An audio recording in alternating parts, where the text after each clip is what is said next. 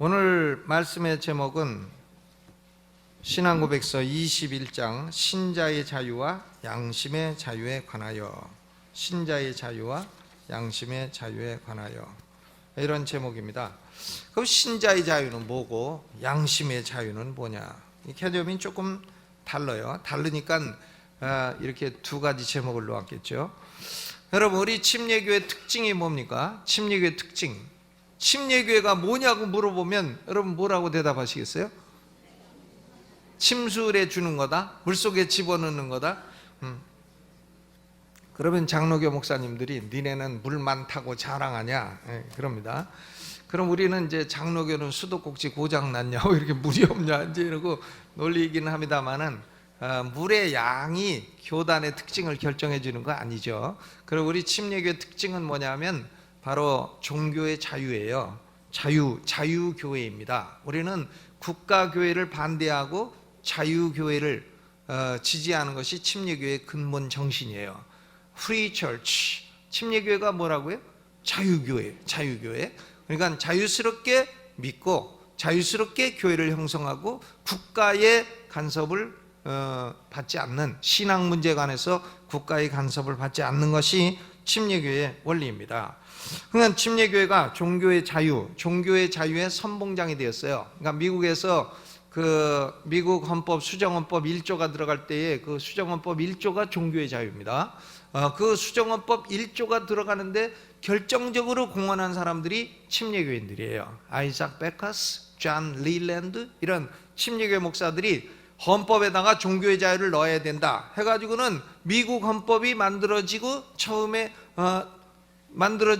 수정헌법이 나왔을 때에 1792년이죠. 그때 나왔을 때에 그 수정헌법 1조가 뭔가 하면 미국은 종교의 자유를 보장하는 국가다, 이겁니다. 여러분, 종교의 자유라는 게 이게 보통 문제가 아니에요. 우리나라 오랜 역사 있었지만 종교의 자유가 언제 있었어요? 보면은 불교 국가일 때는 불교 안 믿으면 잡아 죽이고, 유교 국가일 때 유교 안 믿으면 잡아 죽이고, 종교의 자유 없습니다. 종교의 자유가 보장된 것은 우리나라도요, 이게 일제시대 이후에요. 종교의 자유라는 게 아주 최근에 누리는 자유인 것입니다. 종교의 자유가 이게 당연히 오는 게 아니에요.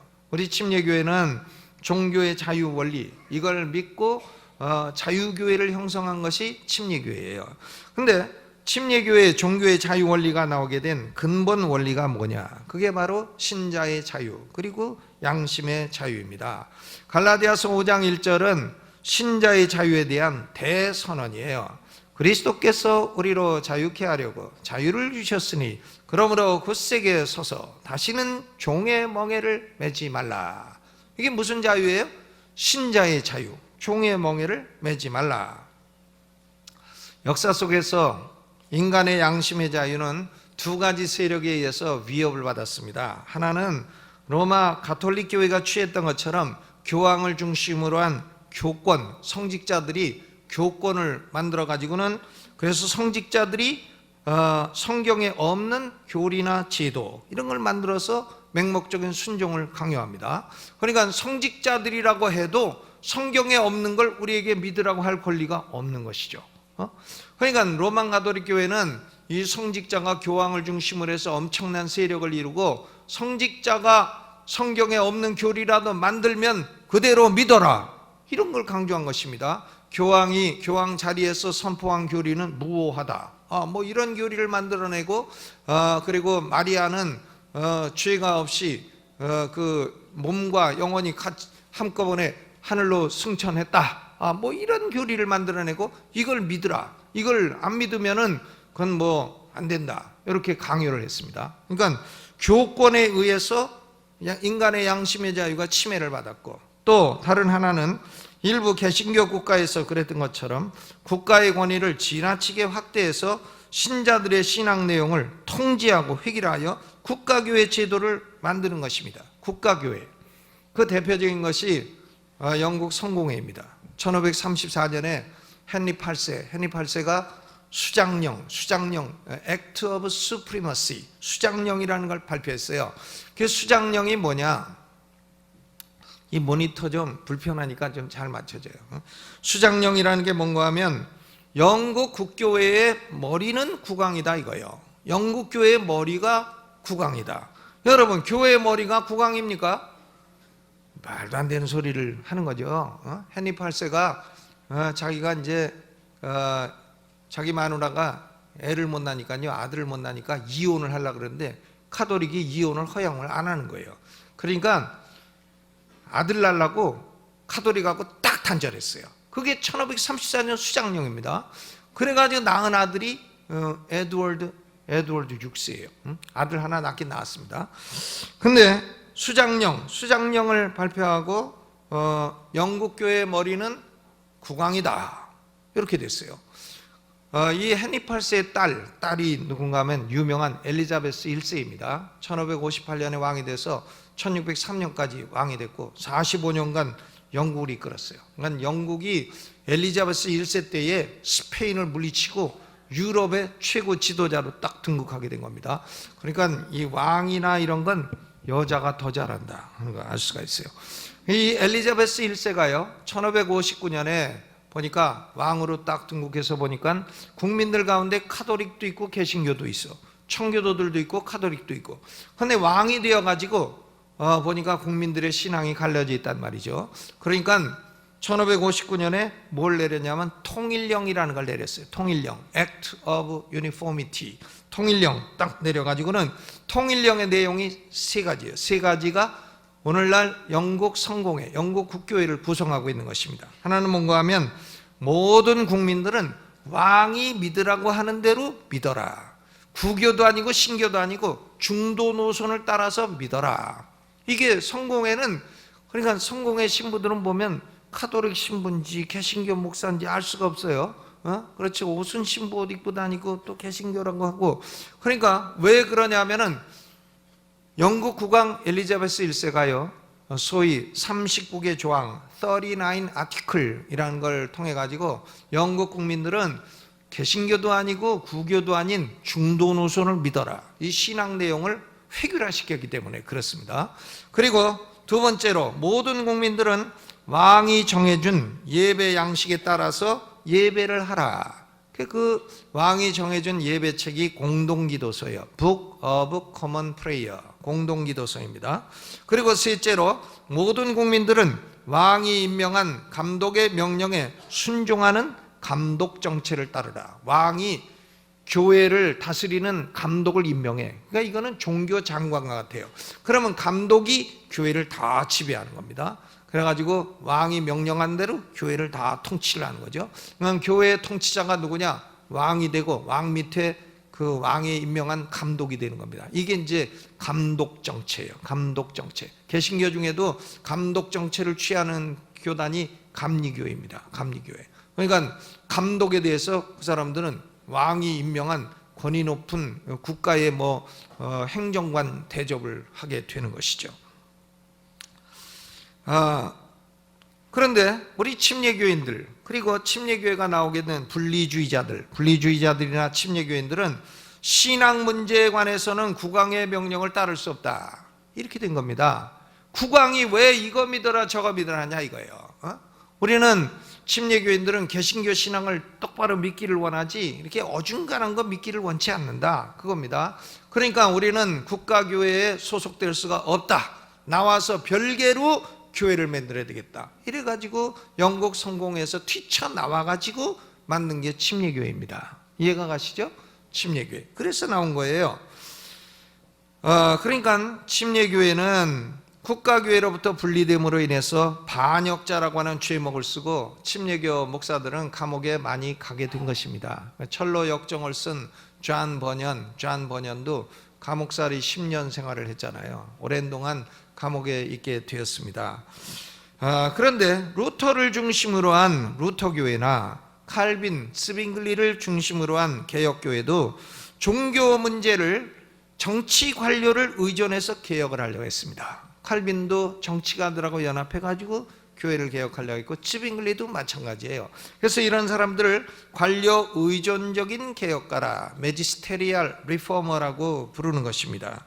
그리고 이들은 한 국가나 한 지역에는 한 가지 교회만 있어야 된다라고 하는 원리를 강요했습니다. 이런 점에서 루터나 칼빈이나 이 국가교회를 옹호하고 한 지역에 한 교회만 있어야 된다 하는 원리를 강요하고 성공회하고 이런 점에서 크게 다를 바가 없는 것입니다. 오직 침례교회만이 양심의 자유를 완전한 종교의 자유까지 실현한 교파가 침례교회인 것입니다. 침례교회는 교권의 위협도 거부하고 교황이든 뭐든 성경에 없는 얘기 하지 마라 이거예요. 성경에 없는 얘기 우리 안 믿겠다 이겁니다. 교황이 믿으라 해도 안 믿는다 이거예요. 교황이 뭔데 우리에게 이거저거 믿으라 하냐 이거예요. 그리고 국가의 왕이 이거 믿어라 저거 믿어라 해도 왕은 왕일이나 똑바로 하지 신앙 문제에 관해서 우리의 양심을 해치지 마라. 이것이 우리 침례교회의 원리예요. 이해가 가시죠? 침례교회는 교권도 거부하고 또 왕권도 거부하고, 물론 왕이 왕으로서 세속 정치를 하는 권위를 거부한 건 아닙니다. 종교 문제, 신앙 문제에 관해서 간섭하는 걸 거부한 것이죠. 오직 하나님만이 인간 양심에 명령을 할 수가 있고 하나님만이 믿음의 내용을 주실 수 있고 믿을 수 있게 해주시는 분이시다. 이것을 선언한 것이 양심의 자유예요. 양심의 자유가 뭐냐? 양심의 자유가 뭐냐고 물어보면 뭐라고 대답해야 돼요? 하나님만이 내 양심에 이걸 믿어라 저걸 믿어라 명령하고 말씀하실 수 있다는 거예요. 그게 양심의 자유입니다. 그런데 하나님이 이걸 믿어라 하는데 다른 존재가 와가지고 저걸 믿어라 하면 우린 그거 받아들입니까? 못 받아들이겠다 이겁니다. 박근혜 대통령이 와서 하나님은 예수가 구주시라 하는데 박근혜 대통령이 이거저거 다 믿어라 그러면 받아들입니까 우리가? 받아들여야 안 받아들여요? 절대 못 받아들이죠. 당신 일이나 똑바로 하라 그러지 우리가 그걸 받아들일 수 없습니다. 그러니까 이게 양심의 자유예요. 양심의 자유는 아주 중요한 것입니다.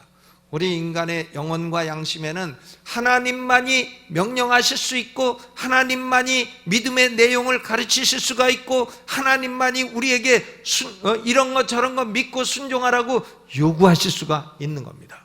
아무리 목사래도 성경에 없는 걸 갖고 와가지고 요구를 해. 그러면 우리가 받아들입니까? 안 받아들여요. 당신 이단 아니냐? 안 받아들이는 거죠. 그러니까 양심의 자유는 굉장히 중요한 것입니다.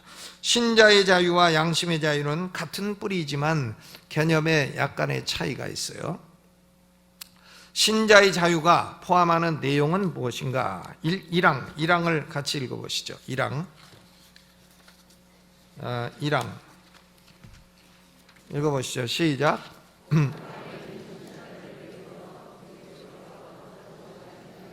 죄책으로부터의 자유, 하나님의 정죄하시는 진노로부터의 자유, 율법의 가혹함과 저주로부터의 자유를 얻는 것을 포함하며 현재 이 악한 세상으로부터의 구원, 사단의 속박으로부터의 구원, 죄의 지배로부터의 구원,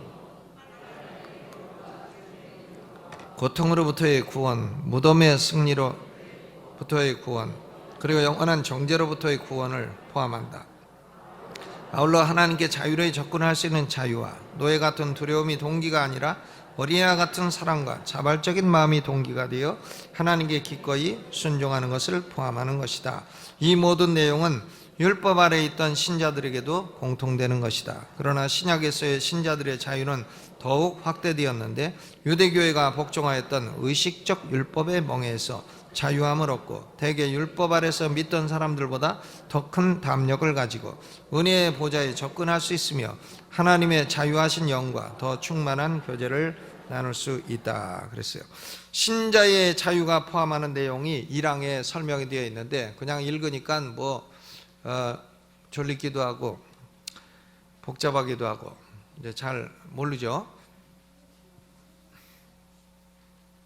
여러분, 신자는 성경에 보면 두 종류의 신자가 있어요. 하나는 구약의 신자, 구약의 성도가 있고 또 하나는 신약의 성도가 있습니다.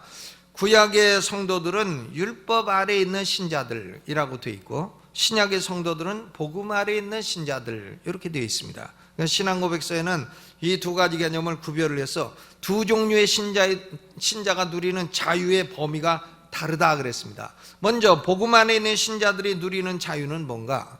우리 예수 믿는 사람들이 지금 교회 시대에 예수 믿는 사람들이 누리는 자유가 뭔가? 자유라고 하는 말은 소극적인 면으로는 무엇으로부터의 자유, freedom from what? 무엇으로부터 자유를 얻었냐라는 측면이 있고, 적극적인 면으로는 무엇을 할 수 있는 자유를 얻었느냐, freedom for what? 무엇을 위한 자유를 얻었느냐 하는 측면도 있습니다. 먼저 신자들이 얻은 소극적 자유는 세 가지 측면이 있어요. 세 가지가 있습니다. 첫째는 죄책으로부터의 자유입니다. freedom from guilt, 죄책으로부터의 자유. 죄책이라고 하는 말은 죄의 결과로서 인간이 져야 할 책임을 가리키는 것입니다. 죄에 대해서 인간이 져야 될 책임은 지옥의 형벌이에요. 여러분, 죄가 있으십니까? 죄에 대해서 책임을 지시겠습니까? 그러면 지옥 가야 돼요. 죄책은 지옥의 형벌이에요. 그런데 신자들은 지옥의 형벌을 받아야 될 죄책에서 자유하게 되어서 천국에 들어갈 수 있게 된 것입니다. 천국에 들어갈 수 있는 완전한 법적인 의를 얻게 된 것입니다. Forensic righteousness, 법적인 의를 얻게 되었다. 그래서 이런 자유를 칭의라고 부릅니다. 우리는 칭의를 통해서 죄책으로부터 자유를 얻게 됐어요. 여러분, 지옥 가십니까? 안 가죠. 가려고 해도 안 됩니다. 지옥 갈 수 없어요. 우리는 지옥으로부터 이제 자유를 얻은 거예요. 이게 죄책으로부터의 자유입니다. 두 번째는 죄의 영향력으로부터의 자유입니다. 우리 신자들이 세 가지 원수가 있잖아요. 첫째 원수는 세상이고, 둘째 원수는 마귀, 그리고 셋째 원수는 우리 안에 있는 죄성, 육신이라고 불리우는 죄성이에요. 이 세 가지가 성도의 원수입니다. 그런데 이 세 가지가 우리에게 끊임없이 영향력을 미치고 있는데 우리는 이로부터도 자유를 얻게 되는 것이죠. 그런데 이 죄의 영향력으로부터의 자유는 단번에 완성되어지는 것이 아니고 평생에 지속적으로 이루어지게 되는 것입니다. 그래서 이런 자유를 성화, sanctification 이라고 부릅니다. 그 다음 셋째로는 죄의 존재로부터의 자유입니다. 신자들은 사망으로 말미암아 죄의 존재로부터 완전히 해방되는 겁니다. 우리가 죽으면 죄 짓고 싶어도 안 돼요. 죽어서 이제 이 육체를 떠났다, 영혼과 육체가 떠나면 죽는 거예요. 근데 영혼이 육체에서 떠났다 그러면 죄 짓고 싶어도 그때는 안 되는 겁니다. 그렇죠? 죄의 존재 자체로부터 완전히 해방됩니다. 신자의 영혼은 낙원에 거하다가 그리스도의 재림 시에 육신의 부활을 얻어서 새하늘과 새 땅에서 영생을 하게 되는 것입니다. 죄를 지을 수가 없는 존재가 되는 것이에요. 그래서 이런 자유는 미래적인 자유이고, 이런 자유를 영화, glorification이라고 부르는 것이죠.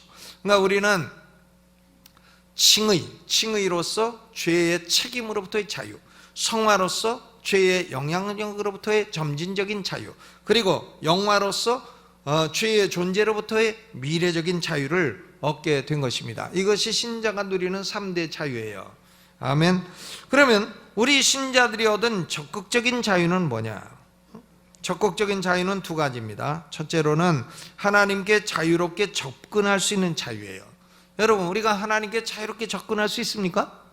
그게 뭐 아무나 되는 겁니까? 옛날 구약 시대에는 대제사장들도 1년에 한 차례 하루 대속죄일 때에만 하나님을 접근할 수 있었어요. 나머지는 하나님 접근이 어림도 없습니다. 하나님 접근하면 그 자리에서 죽는 거예요. 그러니까 하나님을 접근하는 게 안 됐던 것이죠. 그런데 우리 신자들은 이제 항상 24시간 하나님의 오피스는 24시간 열려 있어요. 5시에 퇴근하시고 그런 것도 없습니다. 9시에 열고 그런 거 없어요. 그냥 24시간 열려 있고 항상 우리는 예수의 이름을 가지고 담대하게 하나님 보좌 앞에 나갈 수 있게 되었습니다. 이것이 자유예요. Freedom to access, freedom of access, 접근의 자유, 하나님께 접근할 수 있는 자유죠. 두 번째로는 하나님께 기꺼이 순종할 수 있는 자유입니다.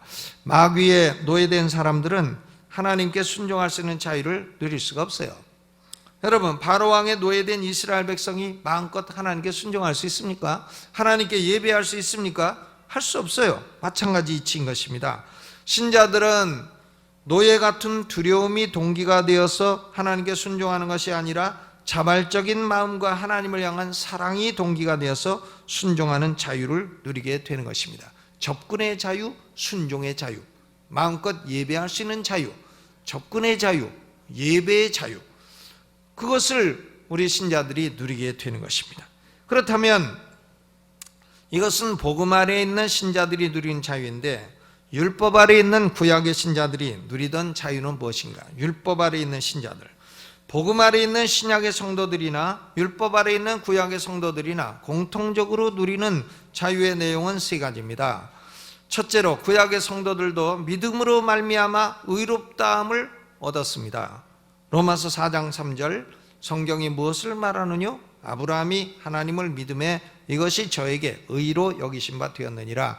여러분, 구약 성도들도 어떻게 의로운 사람이 됩니까? 믿음으로 얻은 거예요. 똑같아요. 신약 성도와 똑같습니다. 믿음으로 의를 얻는다. 똑같아요. 또 두 번째로, 구약의 성도들도 믿음으로 말미암아 죄의 세력으로부터 승리를 얻게 되었습니다. 믿음으로 구약의 성도들도 죄와 싸워 이길 수 있게 됐어요. 히브리서 11장 33절로 34절에 저희가 믿음으로 나라들을 이기기도 하며 의를 행하기도 하며 약속을 받기도 하며 사자들의 입을 막기도 하며 불의 세력을 멸하기도 하며 칼날을 피하기도 하며 연약한 가운데서 강하게 되기도 하며 전쟁에 용맹되어 이방 사람들의 진을 물리치기도 하며 믿음으로 다 죄의 영향력을 물리쳤습니다. 구약 성도들도 죄책으로부터의 자유를 믿음으로 받았고, 죄의 영향력으로부터의 자유도 믿음으로 받았고, 세 번째로 구약의 성도들에게도 성령이 역사하셨고 성령의 능력을 주셨습니다. 그러나 구약의 성도들에게는 성령이 내주하지는 않으셨고 불순종하면 떠나갔어요. 여러분, 지금 우리가 이 시대에 성령이 우리를 떠나십니까? 성령이 우리 안에 와 계신데 내가 좀 잘못하면 가요? 안 가시죠? 성령이 우리 안에 내주하시고 영원토록 떠나지 아니하시리라. 어떤 사람들은 성도들도 귀신 들릴 수 있다, 뭐 이런 헛소리를 하는데 나는 그렇게 생각하지 않습니다. 성령을 모신 사람이 어떻게 귀신 들릴 수 있어요? 말도 안 되는 얘기예요. 성도들이 귀신 들려요? 그런 일이 있을 수 없습니다. 그건 성도가 아닌 사람이 귀신 들리는 거죠. 성도들도 물론 귀신의 유혹에 좀 넘어갈 수는 있어요. 그러나 성도들은 귀신 들릴 수 없습니다. 왜? 우리 안에 누가 계시니까? 성령이 거하시니까 귀신 들리는 건 있을 수 없어요. 귀신 들리는 건 전부 다 그 우상 숭배하고 귀신 숭배하고 이단 따라다니고 그런 사람들에게 나타나는 것이지, 성도들에게 귀신 들림이라는 현상은 있을 수가 없는 겁니다. 여러분, 구약의 성도들도 믿음으로 의롭다함을 얻고, 구약의 성도들도 믿음으로 죄의 세력을 이겼고, 구약의 성도들도 성령이 역사를 하셨습니다. 그러면 신약의 성도들은 구약의 성도들보다 자유가 어떻게 됐나? 더 확대가 되었어요. 확대. 우리는 구약 성도들보다 더 확대된 자유를 누리는 것입니다. 그 어떤 면에서 확대가 되었나? 첫째로, 구약의 성도들이 복종하였던 의식법의 멍에서 해방되는 자유를 얻게 되었습니다. 우리는 의식법이라든가 구약의 절기라든가 이런 걸 지킬 필요가 없어요. 의식법은 예수 그리스도에 의해서 모두 다 실체로서 실현이 되었기 때문입니다. 그리고 둘째로, 우리는 은혜의 보좌 앞으로 항상 담대히 나아갈 수 있는 확대된 자유를 얻게 된 것입니다. 언제나 예수의 이름으로 하나님 아버지 부를 수가 있어요. 그러면 하나님이 우리에게 귀 기울여 주시는 겁니다. 여러분, 그게 보통 특권이 아닌 것이죠. 옛날 대제사장조차도 1년에 하루밖에는 갈 수 없었던 그 놀라운 자유를 우리가 누리고 있는 것입니다. 그리고 성령님이 역사하실 뿐만이 아니라 내주하시고 영원토록 우리를 떠나지 아니하시고, 우리 성도들은 성령님과 더 긴밀한 교제를 나눌 수 있는 확대된 자유를 얻게 된 것입니다. 아멘. 그러니까 구약의 성도들보다 신약의 성도들은 자유가 어떻게 된 거예요? 더 확대가 되었다. 확대가 되었다. 놀랍죠? 그러니까 사도 바울이 그리스도께서 우리에게 자유를 주셨으니까 종의 멍에를 매지 마라 말씀을 하신 것입니다. 그러면 이것이 신자의 자유라 할 때에 신자의 논리적 귀결로서 얻게 되는 양심의 자유란 건 무엇입니까? 2항을 읽어봅니다. 2항 시작. 하나님만이 사람의 양심의 주가 되신다. 하나님은 당신의 말씀에 배치되거나 혹은 말씀이 포함하고 있지 아니한 사람들의 교리나 명령들로부터 인간의 양심을 자유케 하셨다. 그러므로 그와 같은 교리를 믿거나 혹은 그와 같은 명령에 양심을 어기면서 순종하는 것은 참된 양심의 자유를 위반하는 것이다. 그리고 맹목적인 믿음을 강요하거나 절대적으로 맹목적인 순종을 요구하는 것은 양심과 아울러 이성의 자유를 파괴하는 것이다. 아멘. 제가 한번 물어볼게요. 여러분이 아들을 장가 보내가지고 며느리가 들어왔다. 며느리가 예수를 안 믿어. 그럼 어떡합니까? 두들겨 패갖고 교회로 데리고 나옵니까? 예? 예수 안 믿어. 어떻게 해요? 패? 며느리를 어떻게 패요? 그럴 수 없죠. 그러면 장인이 쫓아와서 큰일 나지. 사돈끼리 싸움 나지. 그러니까 며느리가 예수 안 믿는다. 그럼 어떻게? 강요할 수 있습니까? 진리도 강요로는 안 돼요. 진리라도 뭐 그냥 괴롭혀가지고 그냥 안 됩니다. 절대 안 되죠. 시어머니가 며느리 막 괴롭혀갖고 교회 나와라 그러면 며느리가 안 나가 더 안 나가 이렇게 되죠. 그러니까 진리도 강요해서 안 되는데 더더구나 비진리를 강요하면 됩니까? 말도 안 되는 것이죠. 양심의 자유란 것은 뭐냐? 양심의 자유는 근본 원리가 뭐냐면 하나님만이 인간 영혼의 주가 되신다. 인간 양심의 주인이 되신다 하는 원리가 양심의 자유의 대선언입니다. 하나님만이 인간 양심의 명령을 내리실 수가 있고 인간 양심에 내 죄를 회개해라 명령하실 수가 있고 내가 예수를 구주로 믿어야 한다 명령하실 수가 있어요. 하나님만이 하실 수 있는 것입니다. 그리고 이것을 믿으라 저것을 믿지 마라 하는 믿음의 내용을 주실 수가 있다는 것입니다. 신자의 자유를 얻은 성도에게는 하나님과 성도 사이에 미디에이터 중보자이신 예수 그리스도 이외에는 어떤 왕이나 어떤 직분을 가진 인간이나 어떤 교권을 가진 존재도 하나님 말씀에 어긋나는 신앙 내용을 믿으라고 강요할 수가 없고 순종을 요구할 수도 없다는 것입니다. 그러나 양심의 자유는 하나님만이 내 영혼을 지배할 수 있는 유일한 분이시다. 이것을 선언을 하는 것이죠. 양심의 자유는 인간이 어떤 권위도 두어서는 안 되고 어떤 스승도 두어서는 안 된다는 의미는 아닙니다. 성서에 합당한 권위나 성서의 내용을 바르게 가르치는 스승을 거부하라는 말은 아닙니다. 양심의 자유라는 것은 반대로 하나님 말씀에 어긋나거나 하나님 말씀에 포함되지 않는 내용을 사람이 인위적으로 만들어서 인간 양심에 강요할 때 거부할 수 있는 자유를 의미하는 것입니다. 그러므로 양심의 자유는 필연적으로 국가교회 제도를 거부하게 돼 있어요. 양심의 자유는 필연적으로 로만 가톨릭 같은 교권 제도를 거부하게 되어 있습니다. 침례교회는 교권 제도가 아니에요. 그러니까 뭐 총회장이 와갖고 내가 총회장인데 거들먹거려봐야 소용없어요. 뭐 총회장 와도 마음에 안 드는 사람은 사무실에 인사도 안 시켜요. 총회장이라고 해서 거들먹거려봤자 소용없는 얘기예요. 그것은 아무런 와가지고 내가 총회장이니까 이 교회는 내 말 믿어라 해봐야 저만 바보 되는 거예요. 요구할 수 있는 아무런 권리가 있지 않습니다. 양심의 자유는 로마 캐톨릭 같은 교권 제도도 거부하고 또 국가교회 제도, 루터교회 같이 국가교회 제도, 개혁교회 같이 국가교회 제도 이런 걸 거부하고 우리는 종교의 자유를 주장하게 되는 것입니다. 여러분 지금은 국가교회라 해도 종교의 자를 다 주고 있어요. 그러니까 침례교회 원리가 옳다는 것이 입증이 된 거죠. 미국에서 로드 아일랜드주의 프로비던스의 로저 윌리엄스라는 사람이 1639년에 침례교를 세울 때예요. 그때 영국 국왕이 야 네가 자유를 달라고 하니까 한번 로드 아일랜드라고 하는 조그만 주에다가 한번 실험을 해봐라.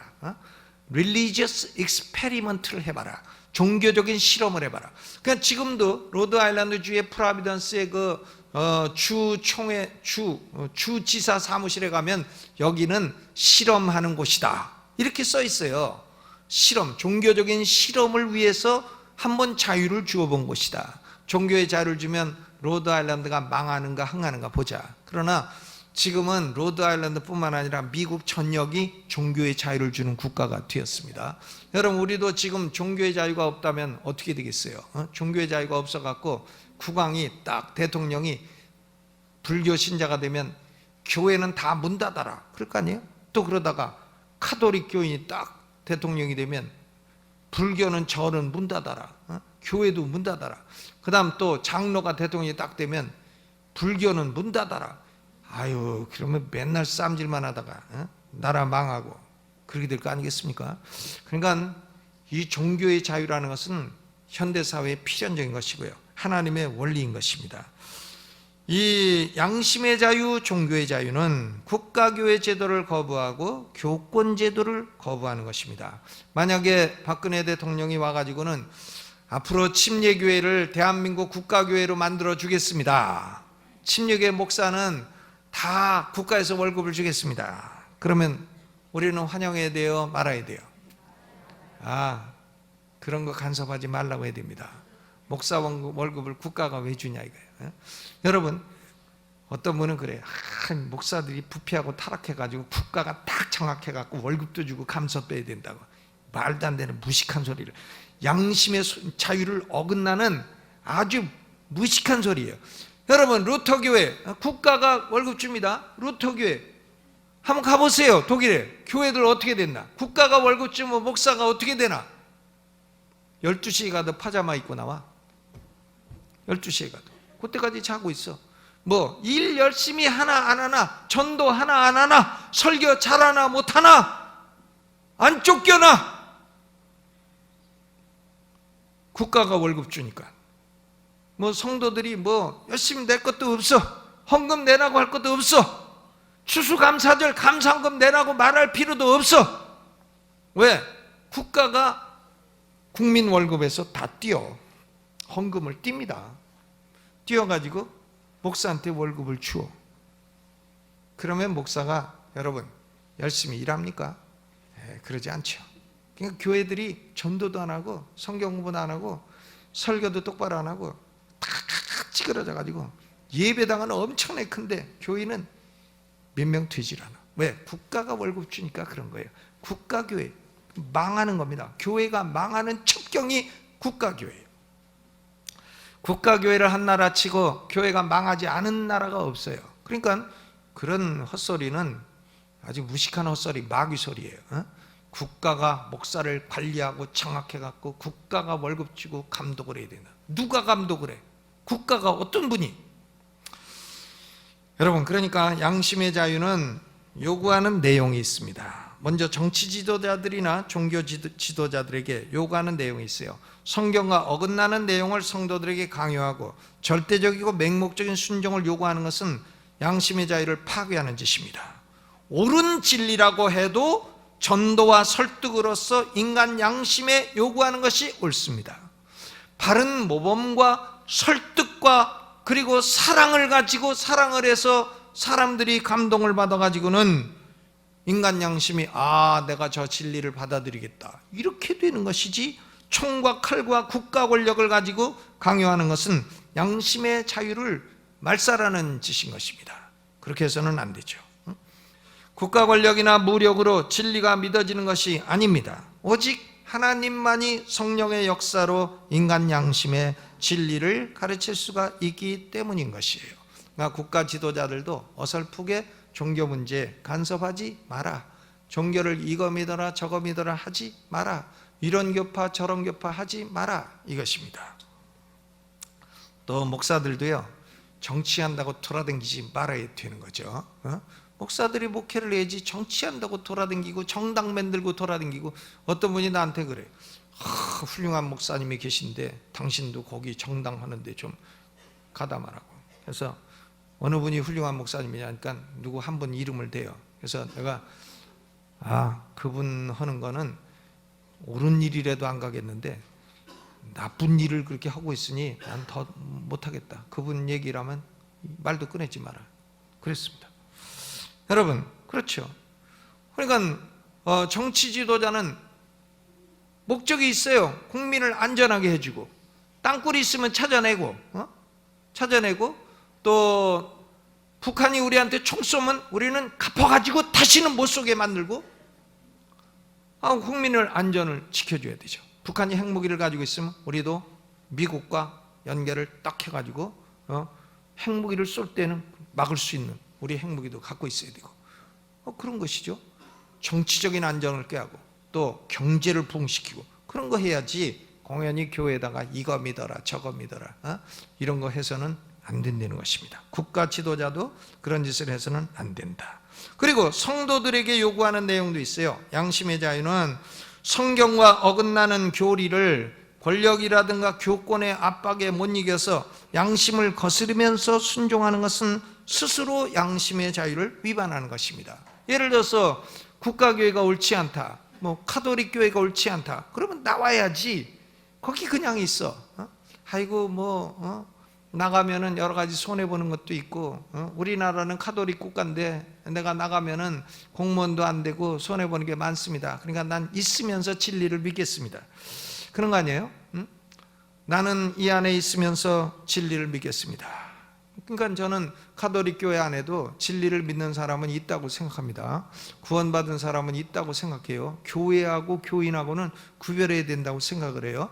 그런데 교인이요, 자기가 속한 교회가 옳지 않은 걸 요구를 하고 강요를 한다. 그러면 거기에 어떤 이익이나 교권에 못 이겨서 거기 순종하고 있는 것은 스스로 양심의 자유를 위반하고 있는 것이다. 그런 말씀인 것입니다. 양심의 자유는 엄청나게 중요한 것이고요. 양심의 자유로 말미암아 우리 침례교인들은 엄청나게 많이 죽었어요. 국가교회를 반대하다가 엄청나게 많이 감옥에 가고 많이 죽기도 하고, 미국의 침례교회도요, 미국 청교도들이 맨 처음 미국 가가지고 종교의 자유를 위해서 준 줄 아십니까? 미국 청교도들이 종교의 자유를 줬다고요? 아닙니다. 미국이 처음 가가지고는 회중교회라고 하는 컨그리게이셔널 처치를 국가교회로 만들어 놓고 매사추세츠에서 침례교인들이 나오니까 예배당 못질을 했어요. 예배당 닫아버렸습니다. 그리고 우리 침례교 목사, 유명한 오바디아 홈즈라는 목사를 보스턴 시장 바닥에서 곤장 30대를 때렸어요.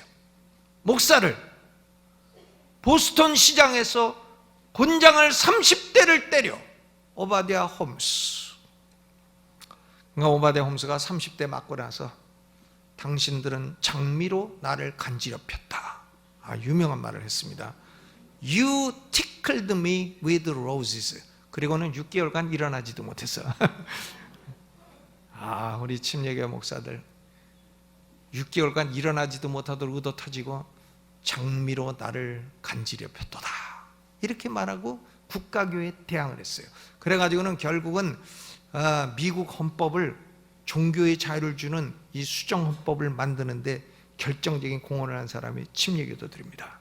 여러분, 침례교도들은 하면은 성품이 이렇게 야비하지 않아요. 침례교도들은 성품이 하나님 말씀에 믿으라고 된 것은 그냥 자기가 우도 터져도 믿고 죽어도 믿어요.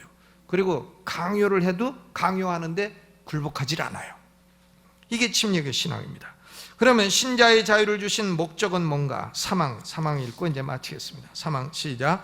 신자의 자유를 핑계 삼아서 어떤 죄를 범하거나 혹은 어떤 죄악된 정욕을 품는 사람은 복음적 은혜의 중요한 의도를 왜곡하여 자기 자신을 스스로 파멸시키는 사람이요, 신자의 자유를 주신 목적을 전적으로 파괴하는 사람이다. 신자에게 자유를 주신 목적은 우리가 모든 원수들의 손에서 구원을 얻어 우리의 전 생애를 통하여 아무 두려움 없이 주님 앞에 거룩함과 의로움으로 주를 섬기게 하는 것이다. 아멘. 그러니까 애굽에서 노예된 이스라엘 백성들이 바로 왕의 손에서 자유를 얻고 구원받은 목적은 뭡니까? 목적은 여호와를 경배하게 하라. 그게 목적이죠. 애굽의 손에서 구원받아 가지고 딴 나라에 가서 또 노예된다, 그건 아니잖아요. 애굽의 바로 왕에서 노예에서 해방되어 가지고 여호와를 경배하게 하라. 그러니까 우리가 죄와 마귀로부터 구원받아 자유를 얻어 구원받게 된 것은 그 목적이 뭐냐면 여호와 하나님을 자유스럽게 경배하도록 하는데 목적이 있는 것입니다. 그런데 이상한 것은요, 이 자유라는 말을 자꾸 쓰게 되면 자유라는 말을 왜곡하는 사람들이 꼭 나오게 되어 있어. 자유를 방종으로 여겨. 방종. 나는 자유를 얻었다, 나는 이제 지옥을 안 간다, 나는 이제 천국 갈 사람이 되었다. 목사님이 그러는데 지옥 가긴 다 틀렸다고 하더라. 야, 그러면 오늘부터 술 한잔 좀 먹고 오늘부터 내가 마음대로 살아도 천국 갈 수 있겠구나. 여러분, 자유를 이렇게 방종으로 사용하게 되면 어떻게 됩니까? 1. 그러면 못 쓰느니라. 2. 그러면 안 되느니라. 3. 그러면 우도 터지느니라. 몇 번 말씀드렸죠? 우도 터진다고. 자유를 방종으로 이용하면 안 됩니다. 더구나 제가 침례교에서 이제 신학을 가르치다 보니까 어떤 사람들은 이 침례교가 영혼의 자유를 믿는다, 이걸 가지고 자유주의 신학을 할 자유라고 생각을 해. 자유주의 신학을 마음대로 할 수 있는 자유다. 여러분, 신자의 자유, 양심의 자유가 자유주의 신학을 마음대로 할 수 있는 자유가 아닙니다. 이것은 성서의 진리에 어긋난 자유주의 신학을 말하고 가르치는 것은 성서의 진리에 어긋난 것을 받아들이지 말라고 하는 신자의 자유, 종교의 자유를 정면으로 우롱하는 처사인 것입니다. 근데 보면 다 침례교는 뭐냐? 자유정신이다. 그러니까 자유주의 신학을 해도 되겠다. 이런 것은 그 근본 목적을 아주 우롱하는 그런 짓인 것입니다. 결론을 맺겠습니다. 우리 성도들은 신자의 자유와 양심의 자유, 이 두 가지 자유를 갖고 있고요, 이 자유는 빼앗기지 말아야 됩니다. 그리고 왜곡하지도 말아야 됩니다. 하나님이 우리 성도들에게 자유를 주신 목적은 두려움 없이 하나님을 기쁜 마음으로 자발적으로 경배하도록 하기 위함인 것입니다. 자유를 얻은 우리는 마음껏 항상 자유스럽게 하나님께 접근해 나갈 수 있고, 그리고 하나님과 교제할 수 있고 하나님의 축복을 받을 수가 있는 것입니다. 출애굽기가 이 진리를 그림처럼 잘 보여주고 있는 것입니다. 자유를 얻어 하나님을 경배하는 성도가 되시기를 주의 이름으로 축원합니다.